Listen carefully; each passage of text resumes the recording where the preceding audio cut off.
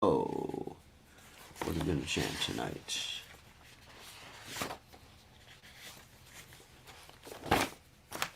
All right. Yasomati Nandana.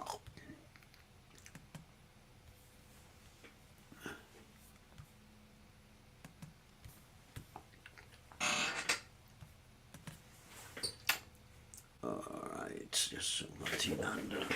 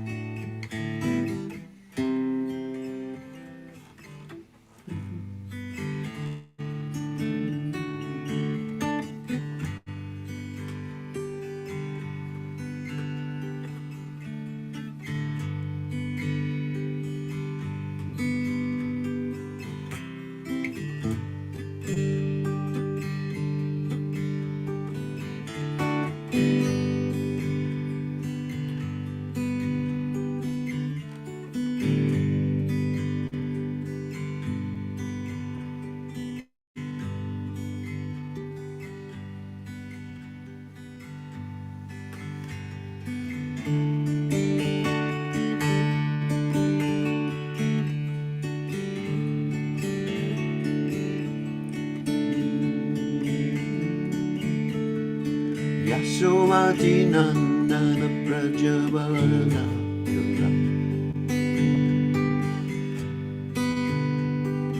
Gokula Janakana Yasomati Nandana Prajavalana Gokula Ranjana Karana Gopi Purana Jana Ajana Manohara Kaliyadamana Vidana Sumati Nandana Rajavala Gokula Ranjana Karana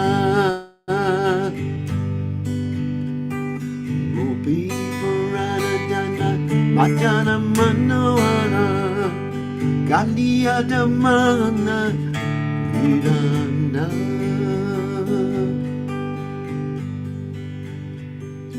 Avana Nidam Amiyavilasha Vipina Puranara Navina Karabara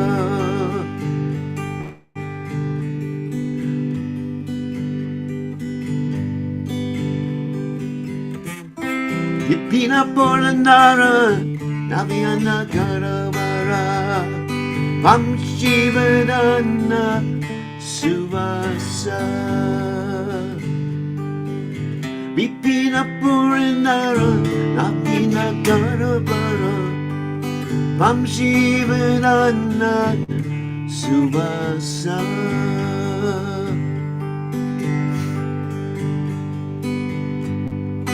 Raja Janapalana Sura Kula Nasana Nanda Godana Thakur Raja Janapalana Sura Kula Nasana Nanda Godana Goyala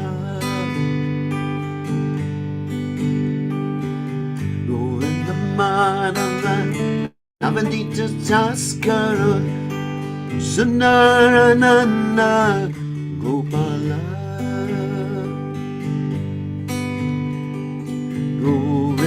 Madam Navanita Tatskara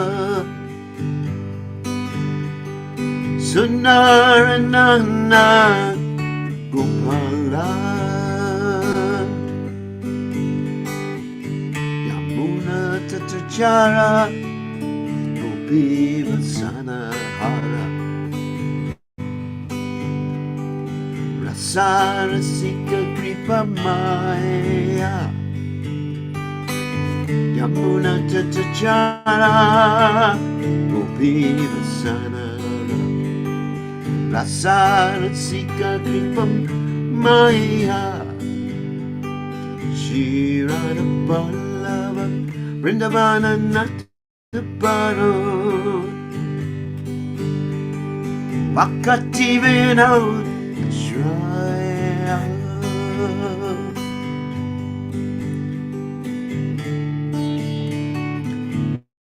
Shirada Vallabha Vrindavana Natapara Vakati Vinod Shraya Yasamatina Nana Prajavara Nagara Gokularan Janakana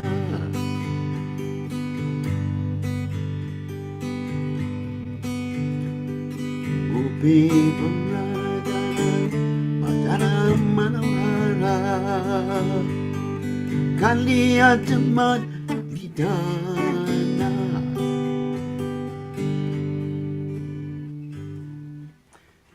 Prabhupada Prabhupada Jaya Prabhupada Prabhupada Prabhupada Prabhupada Prabhupada Jai Om Vishnupad Paramahansa Paravidacharya. Also Tela Satashi Shimad, His Divine Grace Abhaya Chalanad Bhaktivedanta Goswami Srila Prabhupada Ki Jai. ISKCON Founder Acharya Srila Prabhupada Ki Jai. Anantakoti Vaishnava Vrinda Ki Jai. Namacharya Shridhar and Haridas Thakur Ki Jai. Param Se Kaho Sri Krishna Chaitanya Prabhu Nityananda Shidwaita Gadadha Shiva Siddhi Bhakta Vrinda Ki Jai. Shri Shri Radhakrishna Gopikapanath Sayamakunda Radhakunda Giri Govardhan Ki Jai. Vrindavanam Ki Jai. Mathuranam Ki Jai. Jagannath Swami Ki Jai. Munamai Ki Jai. Srimati Tulasi Devi Ki Jai. Samavita Bhakta Vrinda Ki Jai. Gaur Premananda Hari Hari Bol. All glory is the assembled devotees. All glory is the assembled devotees. All glory is to the assembled devotees. All glory is to Shri Guru and Gauranga Srila Prabhupada Ki Jai. Namo Vishnupadaya Krishna Pristaya Bhutale Srimati Bhaktivedanta Swami Tinamani Namaste Saraswati Devi Gauravani Pacharni Nivishesha Shunyavadi Paschatya Deja Tarni. Let me read the translation. Lord Krishna is beloved son of Yashoda, transcendental lover in the land of Braja, the delight of Gokula, known by the nickname Kana, the wealth of the lives of the gopis, the attractor of Cupid, and the punisher of the serpent Kaliya. These pure, holy names of Lord Hari are full of sweet nectarian pastimes. Lord of the 12 forests of Braj, ever youthful, the best of lovers, player of the flute, an excellent dresser, protector of the inhabitants of Braja, destroyer of demoniac dynasties, keeper and tender of Nanda's cows, giver of pleasure to cows, land, and spiritual senses, husband of the goddess of fortune, butter thief, and beautiful little coward boy of Nanda Maharaj, wanderer of the Yamuna riverbanks, thief of the garments of the gopis, and joy of the mellows of the rasa dance, very merciful, lover and beloved of Sri Radha, the great dancer of Vrindavan, and the only shelter of Bhaktivinoda Thakur. So, Bhaktivinoda Thakur ki jai. Okay. So let's go on to the Chaitanya Charitamrita, Chaitanya Bhagavat, and read more about Lord Chaitanya Mahaprabhu's ecstatic pastimes. So, Om Ganatividanda Shah Gananjana Shlakaya Chakshur and Meditam Yena Tasmai Shigurave Namaha.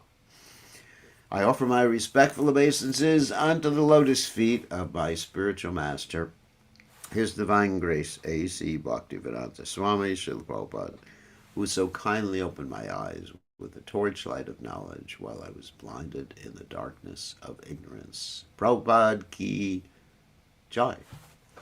So, okay, one announcement. This will be the last class for about 3 weeks, a little over 3 weeks, because tomorrow morning I'm heading to India. And I will be in India, which doesn't fit in with this particular time zone and this particular class at this particular time. So I will be in India to about the 11th of March. So then we'll be back. We'll do some classes here. Then after that, I go to Australia. Okay. And at the end of March, I go to Australia. And then I'm also gone for another month and a half until beginning of May. Anyway, with that in mind, let's continue with the Chaitanya Charitamrita. Chaitanya Bhagavat, sorry. And we'll share the screen. Very nice. I have shared the screen. Let me just get all these windows here lined up. So we will miss everybody while we are away.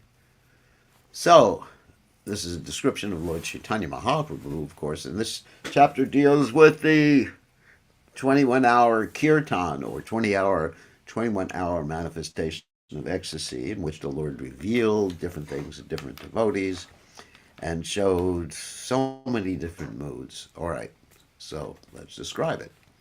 He was dressed in a dhoti tucked in 3 places. His hair was curly, and both his nature and eyes were restless. In a subtle form, Anantadev resided in the white Brahman thread that adorned his body. So we've already mentioned that all the paraphernalia, actually this is mentioned in the purport, so we'll read the purport.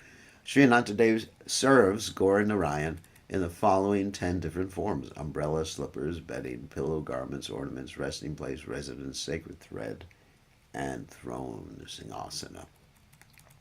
The Lord chewed betel nuts as he looked at Shridhar.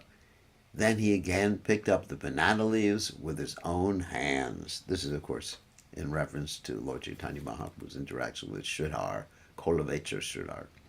Shridhar said, "Listen, O respected Brahmin, please forgive me, for I am your dog." The Lord said, "I know you are very clever. You have accumulated so much wealth by selling banana leaves." "Are there no other shops?" Shridhar asked. "Go there and buy leaves cheaper." The Lord replied, "I will not give up my supplier. Take my money and give me stems and bananas." On seeing the Lord's beauty, Shridhar would become overwhelmed and smile. Then Vishwambar would jubilantly speak harsh words to him. "If you buy ingredients that you regularly offer to the Ganges, so what is wrong if you give me a discount? I am the father of the Ganges whom you regularly worship. This is the truth I am telling you." Shridhar then covered his ears with his hands and exclaimed, "Vishnu, Vishnu." Seeing the Lord so arrogant, Shridhar then gave him the leaves and stems. In this way, they both regularly quarreled with each other. Shridhar considered the Lord as a most restless Brahmin. Shridhar said, "I am defeated. Please leave me alone. I will give you something free. I will give you a piece of stem, a few bananas, and a few leaves. Then am I still at fault?" The Lord said, "Good, good. I have no more complaints." The Lord regularly ate rice off of Shridhar's leaf plates. In this way, the Lord enjoys the gifts of his devotees and does not glance at millions of gifts offered by non-devotees. Lord Chaitanya Mahaprabhu had a desire to perform these pastimes. That is why he had Shridhar sell banana leaves. In order to perform such pastimes, he made Shridhar sell banana leaves. Who can understand the pastimes of Lord Vishnu and the Vaishnavas? No one can know these pastimes unless the Lord reveals them. The Lord reminded everyone of this principle. The Lord said, "Oh, Shridhar, look at my form. Today I will award you the 8 mystic perfections. The exalted Shridhar raised his head and saw that Vishwambar was blackish like a tamal tree, because that's Krishna. He held an enchanting flute in his hands, and Balaram stood at his side. Shridhar saw the entire place was filled with a bright effulgence. He saw Goddess Lakshmi offer betel nuts into the hand of the Lord, and the 4-headed Brahma and 5-headed Shiva offer prayers to the Lord.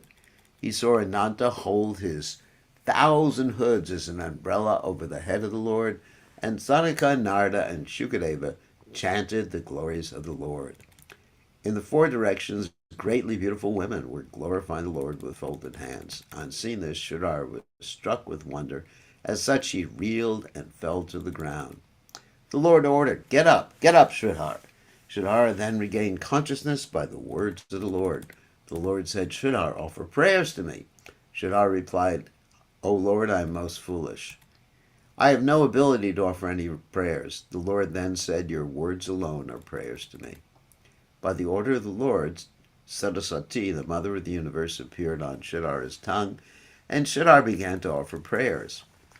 All glories to Mahaprabhu, all glories to Vishwambar, all glories to the Lord of Navadvip, all glories to the Lord of innumerable universes, all glories to him who was born from the womb of the pious mother Sachi, all glories to the Lord who is unknown to the Vedas, all glories to the best of the Brahmanas. You assume various forms in every age to protect religious principles. You wander throughout the city unknown to all. Who can know you unless you reveal yourself? You are Dharma, you are Karma, you are Bhakti, and you are Gyan. You are the scriptures, you are the Vedas, and you are the object of all meditation. You are the mystic perfections, you are prosperity, you are enjoyment, and you are yoga. You are faith, you are compassion, you are illusion and greed. You are Indra, you are Chandra, you are Agni and Varuna, you are Surya, you are Vayu, you are wealth and strength. You are devotional service, you are liberation.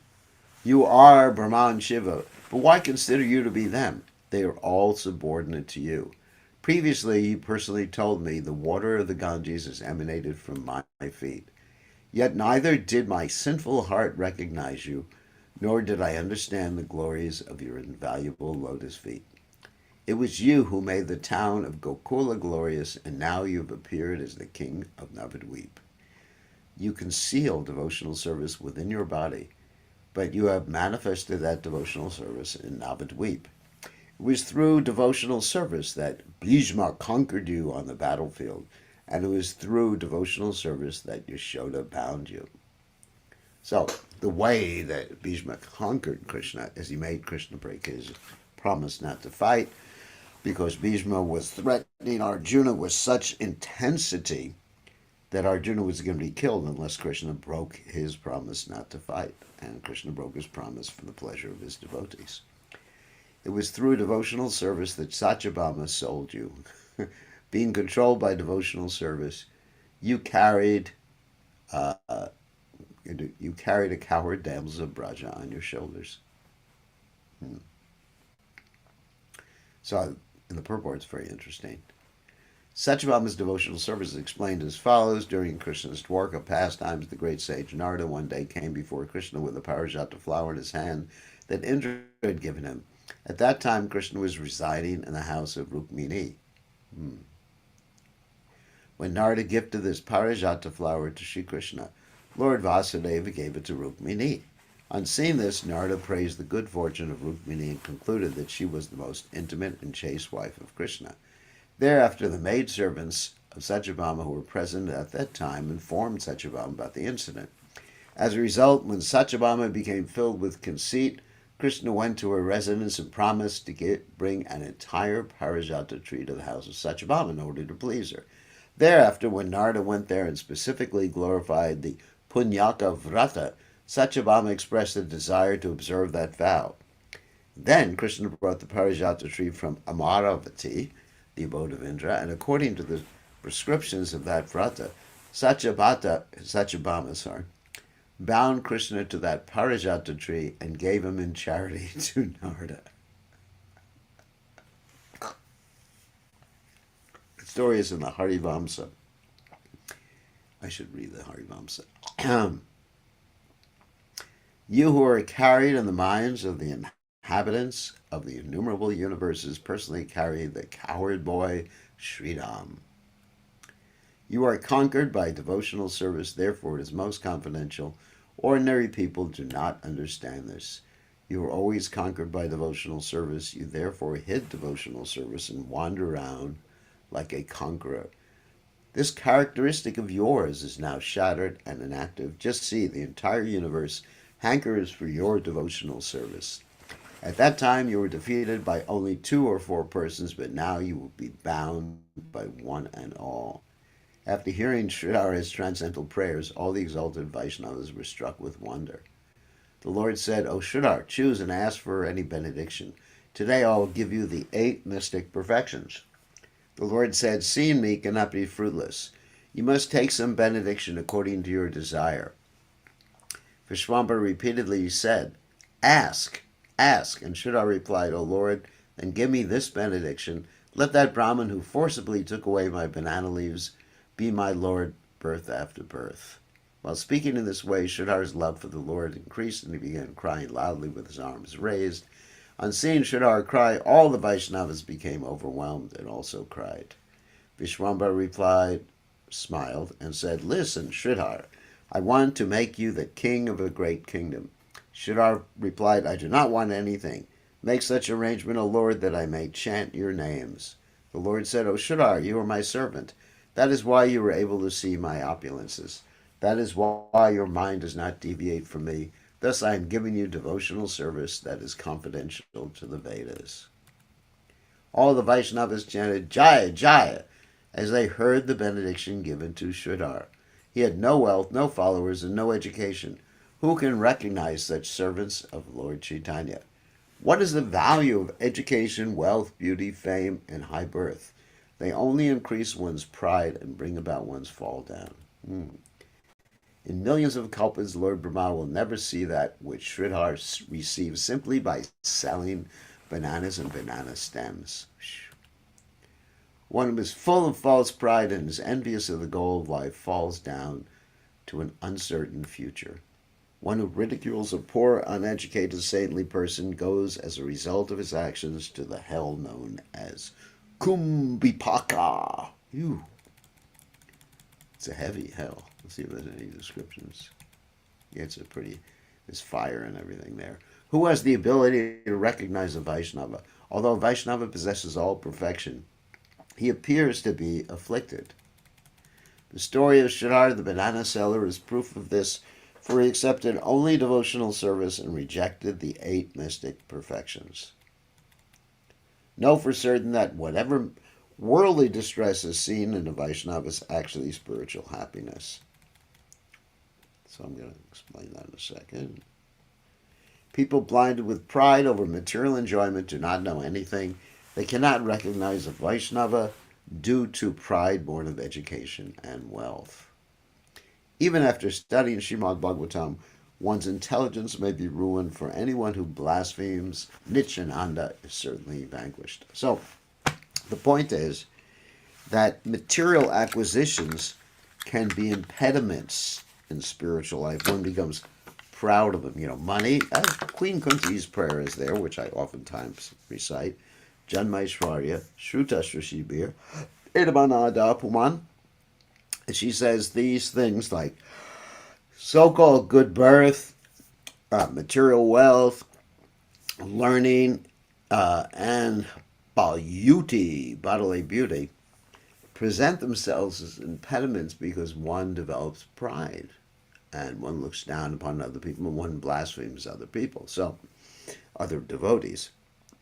So the interesting thing about Shridhar, Shridhar, is in his last life, he was the Brahmin boy Madhu Mangal, the famous joker who actually teased Krishna all the time. And now, the roles are reversed. Krishna gets to tease Madhu Mangal in the form of Kulavechara Shridhar. So these are the interesting pastimes of the Lord. Okay. Anyone who hears the prayers of Shridhar and the benediction he received from the Lord will obtain the wealth of prema, or love of God. So we all heard it, so we're going to get it. We're going to get prema. One who does not blaspheme the Vaishnava attains Krishna by developing love and devotion at his lotus feet. So the whole point is to serve the Vaishnavas. It's not simply the negation not to blaspheme, not to harm, not to think ill of Vaishnavas, but there's the positive. Yes, cultivate your Shridhar was mango, madu mango. According to Gaura Ganadesh Dipika by Kavi Karnapur, there's no gain in the act of blasphemy. One simply incurs sin. Therefore, the most fortunate persons do not engage in blasphemy. Krishna will certainly deliver anyone who chants his names without offense or blasphemy. Anyone. That includes us, Prabhus. I offer my respectful obeisances at the feet of the Vaishnavas. Let Sri Chaitanya and Nityananda be my life and soul, accepting Sri Chaitanya and Nityananda Prabhu as my life and soul. I, Vrindavan Das, sing the glories of their lotus feet. Thus ends the English translation of the Gaudiya Bhasha commentary on Sri Chaitanya Bhagavat Majjhikanda, Chapter 9, entitled The Lord's 21-Hour Ecstasy and Descriptions of Shridhar and Other Devotees' Characteristics. Haribo. Of course, that's called the Mahaprakash, which means the great revelation or the great light. So Chapter 10 is called the conclusion of the Lord's Mahaprakash pastimes, the 21-hour revelation pastimes, okay? And so again, we're going to skip through the chapter summary.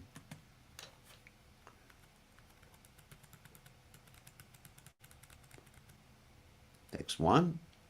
All glories to Mahaprabhu, Sri Gaurasundara, all glories to Nityananda, the primeval Lord.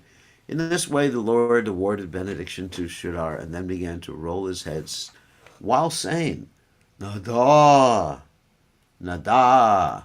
Of course, that's Nada. That's, of course, Advaitacharya who he's referring to. The Lord said, "O Acharya, I ask for what you desire." Advaitacharya replied, "I already received what I asked for." In other words, he wanted the Lord to descend. The son of Jagannath Mishra roared loudly. No one had the ability to speak before him. As Lord Vishwambara manifested his Mahaprakash pastimes, Gadadhar offered betel nuts, which the Lord ate. Nityananda, who holds the universes on his head, held an umbrella over the Lord's head. Exalted personalities headed by Advaita stood in front. The Lord ordered Murari, "Behold my form." And Murari saw the Lord as Ramachandra. Because Murari Gupta, this is Murari Gupta, is Hanuman in Lord Chaitanya Mahaprabhu's pastimes. He's Hanuman who appeared as Murari Gupta, who was a doctor. And so Murari Gupta was attached to chanting Sitaram, Sitaram, Raghupati, Raghava, Rajaram. And he really couldn't get into chanting the Hare Krishna mantra that much. He was more attached to chanting Sitaram, Sitaram, Sitaram, Sitaram, Sitaram, Sitaram, Sitaram. He saw Vishwambara was dark like fresh grass. That means Lord Ramachandra's color. And he sat in the Virasana posture as a powerful archer. He saw Sita and Lakshman on the Lord's left and right. The leaders of the monkeys were offering prayers in the four directions. Murari realized that he was also one of the monkeys.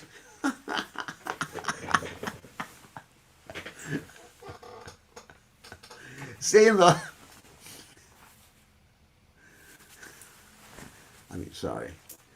the Lord face to face, the best of the doctors lost consciousness. As he lost consciousness, he fell to the ground in Lord Chaitanya's trap. Vishwambara exclaimed, "Oh monkey, you forgot how Ravan, who stole Sita, burned you." Of course, that's the story is, how Ravana tried to burn Hanuman. Hanuman. Ravana, who stole Sita, burned your face. You burned his entire city and subdued his dynasty. I tell you, I am that Lord. Wow. And as mentioned in the commentary, that's Lanka that was burnt. O Murari, get up. You're my life. I am that Ramachandra, and you are Hanuman. So this really answers the questions, or the questions someone raised the other day. How is it that Kavi Karnapur knew who was who in Lord Chaitanya's pastimes? And the reason is Lord Chaitanya revealed this during his different manifestations. It was obvious because Lord Chaitanya said it, or the devotees said it, or some other great soul said it. See your life and soul, the son of Sumitra. You brought Gandhamad on a hill to revive his life. That's Lakshman, of course. Offer your obeisances at the feet of Sita, whose distress made you cry profusely. Upon hearing Lord Chaitanya's words, Murari regained his consciousness. Seeing that manifestation, he began to cry in love. Wow. Imagine, see Lord Ram and Sita. Of course, he didn't see Hanuman because he was Hanuman. Upon hearing Murari Gupta cry, even dry wood melted, and the hearts of the devotees especially melted. Vishwambara again said to Murari, ask for any benediction you desire. Murari replied, O Lord, I do not want anything. Simply allow me to sing your glories. O Lord, I may take birth anywhere, but wherever I take birth, let me always remember you. Let me reside in the association of your servants, birth after birth. O Lord, do not put me in a condition in which you are not my master and I am not your servant. May I remain your servant wherever you and your associates incarnate. And he does, he incarnates wherever Krishna incarnates. When the Lord said, I will certainly grant you this benediction, a tumultuous vibration of Jai, Jai immediately arose. All the Vaishnavas had great affection for Murari, who was by nature merciful to all living entities. If Murari was associated with any place, that place became as sanctified as Vaikuntha, that's a spiritual world. Who can describe the glories of Murari? In every incarnation, the Lord was the dear friend of Murari. Wow. Lord Chaitanya said, listen, everyone, anyone who blasphemes Murari will not be delivered even if he takes millions of baths in the Ganges. Neither the Ganges nor the holy names of Hari will nullify his sins. Lord Murari resides in his heart, Gupte, or secretly, therefore his name, Murari Gupta, is quite appropriate. Gupta means hidden. So, and of course, Gupta is actually the name usually given, or in many cases given to doctors. So-and-so Gupta. There's a famous doctor called Sanjay Gupta, anyway. So Gupta means hidden, but also means he who has the Lord hidden in his heart, who people cannot see. On seeing the Lord's mercy on Murari, all the exalted devotees cried in love while chanting the names of Krishna. Anyone who hears the narration of Lord Chaitanya's bestowing mercy on Murari attains loving devotional service. So you got all these blessings. So those of you who are listening are getting so many blessings. The Lord roared and ate betel nuts as Murari and Shridhar cried in front of him. He was making everybody cry. Thereafter the Lord mercifully called Haridas and said, O Haridas, behold my form. You are more dear to me than my own body. I certainly belong to the same caste as you. So he was criticizing the biases that Hindus have against others who are not Hindus. When I remember how much distress the Yavanas gave you, my heart breaks. So we know the story that he was whipped like 22 different marketplaces to get him to stop chanting Hare Krishna, which was unsuccessful. And then he feigned death so that they would throw his body in the Ganges, and he floated down the river, and after that he got out. Listen, Haridas, when the Yavanas beat you in the various villages, I saw your distress and descended from Vaikuntha with a disc in my hand in order to cut everyone to pieces. Yet you desired the well-being of those who almost tortured you to death. You ignored how severely you were beaten and desired their well-being. So by Haridas's desire, the Yavanas, I'm not going to describe what it means by Yavanas, anyway, they were not exactly forgiven, but they were allowed to go on living. When you desired their benefit, I was unable to use my power against them. My disc became powerless because of you. Due to your resolve, I could not sever their heads. When I saw how severely they were beating you, I covered your back. I then took the beating on my own body. Here are the marks. I am not speaking a lie. So, phew, this is how much the Lord loves us. Besides the other indirect reasons that made me appear, I came quickly because I could not tolerate your distress. My nada properly recognized you, for Advaita has completely bound me with his love. The Lord is expert in glorifying his devotees. What is there that he does not say or do for the sake of his devotees? For the sake of his devotees, did I miss something? No.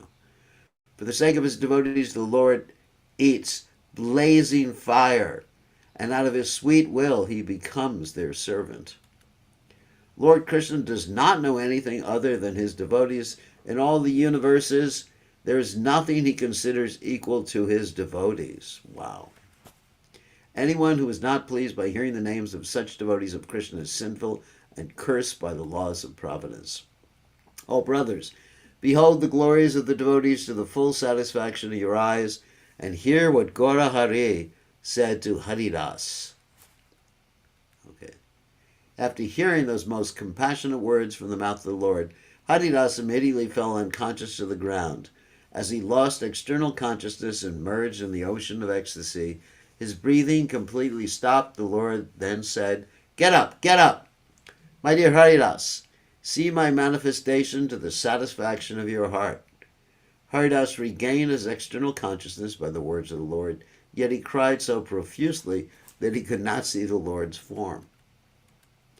Haridas rolled about the entire courtyard. One moment he breathed heavily, and the next moment he lost consciousness. Haridas was overwhelmed with ecstasy. Although Lord Chaitanya tried to pacify him, he could not remain calm.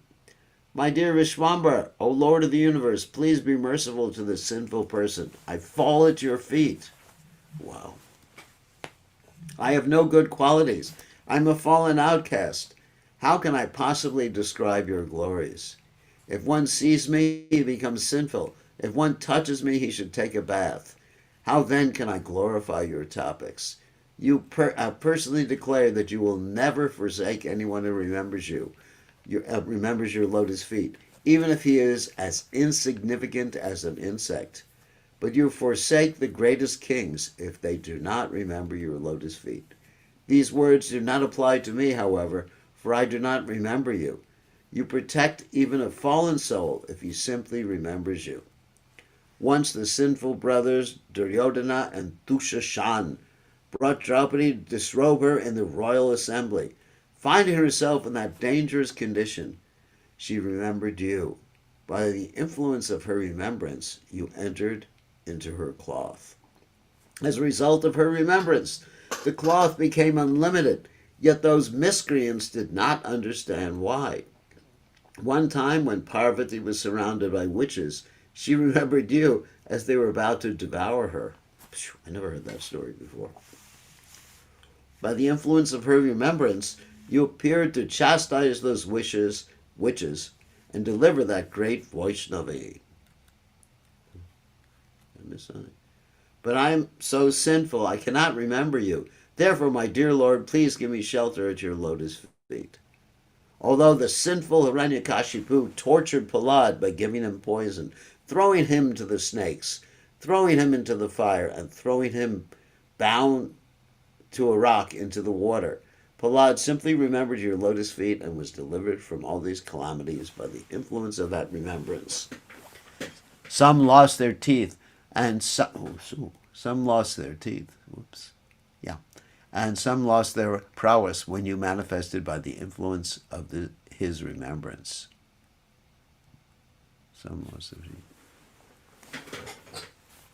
and some lost their prowess. Oh, yeah, so the people who were attacking. Talking about the elephants and the snakes, okay, who lost their teeth and their power. In fear of Durvasa, the sons of Pandu remembered you in the forest, and you appeared before them out of compassion. You then said, "Do not worry, Yudhisthira, for I am here. I will give alms to the sages." You sit and watch. In order to protect your servants, you happily ate the last piece of vegetable from the pot.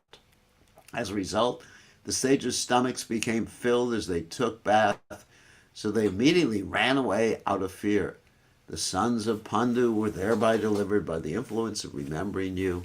All these wonderful incidents were the result of remembering you. So, of course, that story, in a nutshell, was that Duryodhana sent Durvasa Muni and his 10,000 disciples to the ashram of the Pandavas, and he told them to go right after the Pandavas had eaten their meal. Now, the point is that Draupadi had this pot that could supply unlimited food until she ate her meal after the Pandavas ate their meal. And she had just finished eating. And then Durvasa showed up with all his disciples, and he was hungry, and the disciples were hungry. And the Pandavas didn't know what to do, and they said, "Well, why don't you go take your baths, and we'll have to prepare something." So they were trying to buy time. So Durvasa and his disciples went to take their bath, and they were thinking of what's nice food they were going to eat at the Pandavas' hands. And so the Pandavas got really upset, and they started to remember Krishna, especially Draupadi, who was called Krishna, started to cry out, "Krishna, Krishna," and Krishna came and said, "Oh, you called me? And do you have anything to eat?" And of course the pot was almost empty. There's one little grain, either of rice or a little vegetable. And so basically Krishna reached his hand into the pot, took the little piece of vegetable rice, threw it in his mouth. I mean, because he's God, and you satisfy God just like if you water the roots of the tree, all the leaves are watered. So he became satisfied, and Durvasa Muni and his disciples had their stomachs become distended. That means big, bloated. And they thought, "Oh my God, I can't eat anything. I'm nauseous. So my stomach is full, so we don't want to offend the Pandavas. Let's run away." And so this way Krishna protected the Pandavas. That's from the Mahabharata. The characteristic of these personalities was constantly to remember you. Therefore, it is not at all wonderful that they were delivered. The glories of Ajamil's remembrance are unlimited. Even though he did not engage in any religious duties, in the fear of the Yamadutas, he affectionately looked at the face of his son and remembered the form of Narayan while chanting out the name of his son. By that remembrance, all of his sinful reactions were vanquished. Therefore, remembrance of you is the wealth of your devotees. So at the very end of his life, he somehow or other, in the name of thinking of his son, he chanted the name of Narayan and sort of remembered Narayan to a certain extent. And just by that, even though his whole life, or not whole life, but basically most of his life was completely sinful, he was saved. That's the power of remembering Krishna. Phew.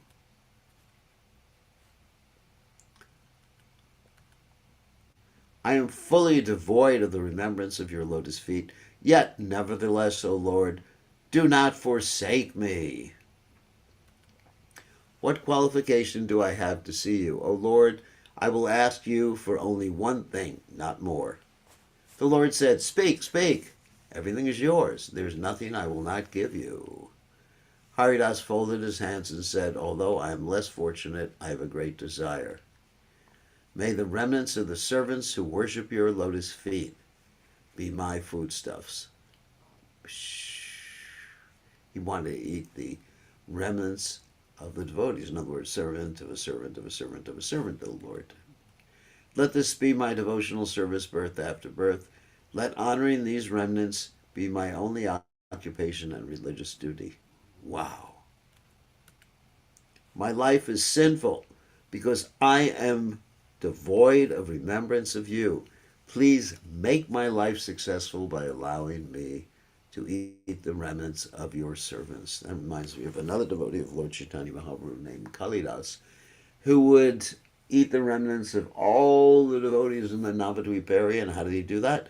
He would offer them something, some nice food, fruit or anything like that, even if they were lower class, and he would hide outside their houses until they threw the garbage out.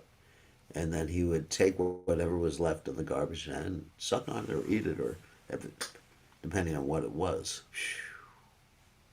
So, because he had faith in the remnants of the devotees. And this is very, very important in devotional service. I think this is an offense on my part, for I have no qualification to ask for such an exalted position. O my Lord, O Master, O dear Vishwambar, I am like a dead person. Please forgive my offense. O Son of Sachi, O dear Lord, please be merciful to me. Kindly keep me in the house of a devotee as a dog.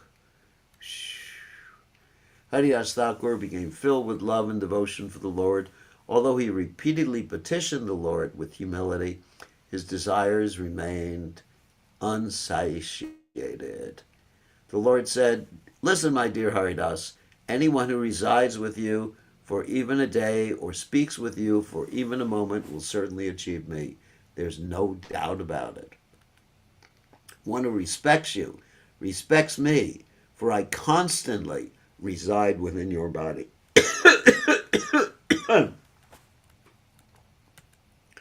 My glories are increased by a servant like you. You have eternally bound me within your heart. In other words, it's very important to respect the Vaishnavas. Only a Kanishta Adhikari, low class devotee, does not see Krishna in the heart of the devotees. He just sees Krishna in the temple and the altar, and everywhere else, he doesn't exist. But Krishna is in everyone's heart. Everyone is a temple Krishna. We put tilak on because that marks our body. It signifies that we understand our body is a temple of the Lord. You have not committed any offense to me or to any Vaishnava. Therefore, I am awarding you devotional service. As the Lord awarded this benediction on Haridas, a tumultuous sound of Jai, Jai arose. Good birth, noble family, pious activities, and material wealth cannot award one the treasure of love of God. Only by intense desire can one achieve Krishna. Wow. Loyam. All the scriptures declare that a Vaishnava may be born in any family, but he is certainly situated on the topmost position. Okay, long purport. Ooh, okay. Yavana Haridas is the prime example of this, for he saw the Lord's manifestation, which is rare for even the demigods headed by Lord Rama. A sinful person who considers that Vaishnavas belong to a particular caste suffers in the lowest species of life, birth after birth. Wow. Anyone who hears the prayers of Haridas and the benediction he received will certainly obtain the treasure of Krishna Prem. This is not my statement. This is the verdict of all the scriptures. Simply by hearing topics about the devotees, one develops devotion for Krishna. And these particular types of statements are called Shruti Pala, which means the fruits of hearing. So when you hear from the pure devotees, like Vrindavan Das Thakur, or Krishnadas Kaviraj Goswami, of course, His Divine Grace A.C. Bhaktivedanta Swami Srila Prabhupada, then that hearing or that sound vibration contains within it the saffron dust particles of the lotus feet of the Supreme Personality of Godhead, and they become transmitted from the ear, the karna, to the heart. That's the process of devotional service. This is such nectar. So, I think we should just take questions now. So we will stop sharing and we will, let's see, allow you to unmute yourselves. Okay. And someone wrote that. We will miss you strongly during 3 weeks. Yes, I will miss seeing everybody online. Of course, I will be going online at different times, not at a regular time, but generally when we're at Govardhan, we do give classes every day, but it'll be in the evening time, Govardhan time, a little later in the evening, well, probably quite a bit later, in Australia, New Zealand. And it'll be sort of like in the middle, not quite in the middle of the day, like the morning time in most of the United States. So I will be sending out notices. Those who are part of my notification group on WhatsApp will actually get notices whenever we go online. And then, of course, in Mayapur, probably won't go online too often because I'm going to be engaged in the GBC meeting, the ecstatic GBC meeting. Okay, so does anybody have a question? A question or comment or argument or problem? No?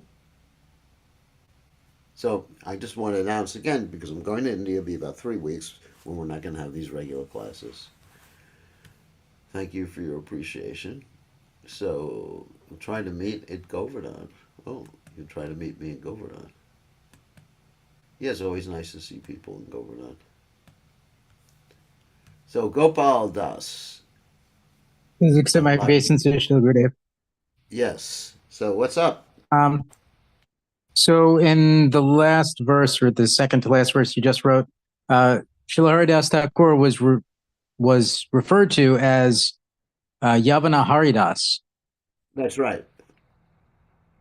So on one hand, it said that to think of a Vaishnava in terms of one's body is hellish mentality, and yet he's referred to here as Yavana Haridas, and the way it's spoken, it seems more of a glorification. Yeah. Like it's a glorification because anybody, yeah, it's a glorification and establishment of the principle that anybody in any situation, if they're take up Krishna consciousness, they can become pure devotees. So it's a glorification, and also it's an identification, because Sri Chaitanya Mahaprabhu, as described in the Chaitanya Charitamrita, had many devotees named Haridas. It's a very common name. So so in other words, he's distinguishing between, let's say, Junior Haridas. There's other Haridasas too.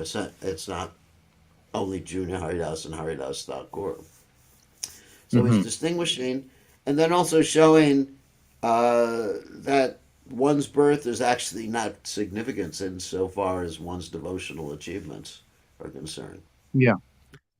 So sometimes So we see in the yeah, West, sometimes we see that those that are from Indian heritage, they show perhaps a little extra respect for Westerners that take up Krishna consciousness. And sometimes I've heard that these Western devotees, they feel pressurized or even discriminated against on a positive side, because it's basically like saying, wow, you're such a fallen person that you're born in the West, but in spite of your fallen condition, you took up Krishna consciousness. So they translate it like that in their heads. And sometimes they take offense when, people from Indian culture may refer to them that way. But here we're seeing in the Chaitanya Bhagavat a similar thing going on, but it's actually kind of ecstatic to hear it. So, yeah.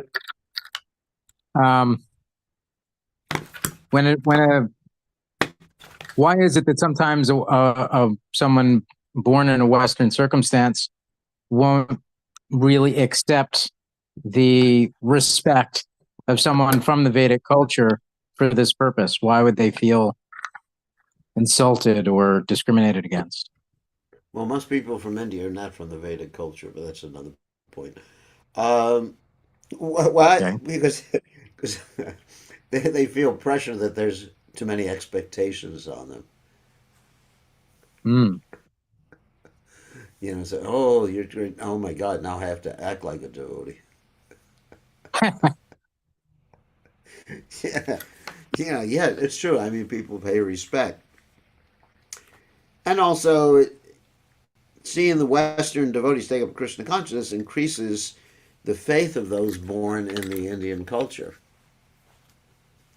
Hmm. I mean, it's just like it increases their faith because it shows that Krishna consciousness has nothing to do with your upbringing or nothing to do with the country you're born in. It's not, in other words, it's not sectarian.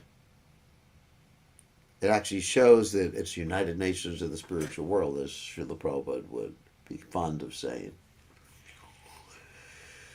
All right?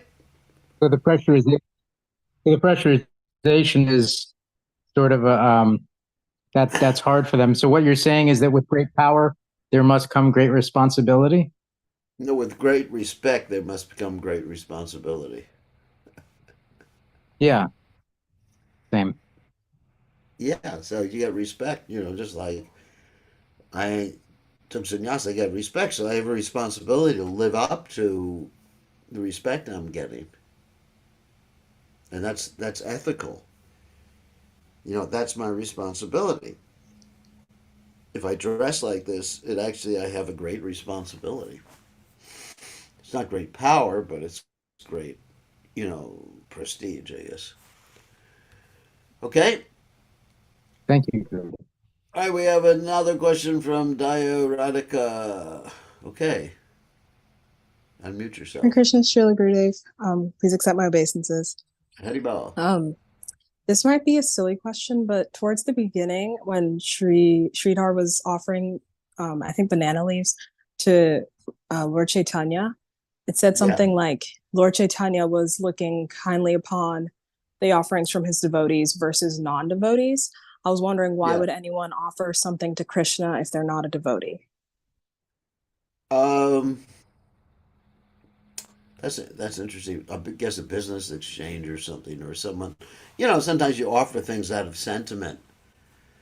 Uh, just like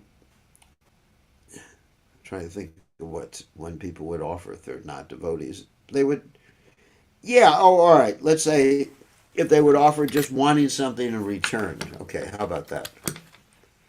A reciprocation, or as Gopal said, tradition, but as a reciprocation. Or not understanding Krishna or thinking that Krishna is just a manifestation of the Supreme Brahman and it's just a doorway to an improper philosophical understanding. And Krishna doesn't accept those sorts of offerings. Krishna only accepts offerings made with love. As he says in the Bhagavad Gita, the desire to please him. Otherwise, if it's a business exchange, yeah, people do business exchanges with Krishna. And they say, Krishna, I'm going to give this to you, and therefore I want this in return. So that's definitely, I mean, it's almost devotee, at least I recognize that Krishna is somewhat powerful and capable of doing things, but Krishna prefers the offerings of his devotees. Obviously, he's not going to accept that he offered in love. Like the story of someone who offered Krishna a banana peel, but he was in love with Krishna so much in ecstasy that he forgot to throw away the banana peel and offer the banana. And so instead he did the opposite. He offered the banana peel and threw away the banana. And Krishna accepted the banana peel. So it's like that. It's something offered in love, but it's something offered as a business exchange. It's not so enjoyable. I mean, I know that myself. If someone offers me, like if someone just like offers me, let's say, money or something like that, and they have just like a bitter attitude, or then it's, of course I may accept it on Krishna's behalf, but it's not really enjoyable. I mean, the reciprocation is not there. The devotional reciprocation is not there. Okay? Okay, that makes sense. All Thank right. you. Have a good lecture tonight. Thank you. I appreciate that. That means a lot. I'm sure you do well. Your outline was really good. She's giving the lecture at our Bhakti program at the university tonight. And she's giving the lecture on empathic communication and how it's connected to spiritual life. That's really interesting. So, record it. I wanted to hear the lecture afterwards. Yes, I'll Okay. do that. Thank you. Okay. See you later.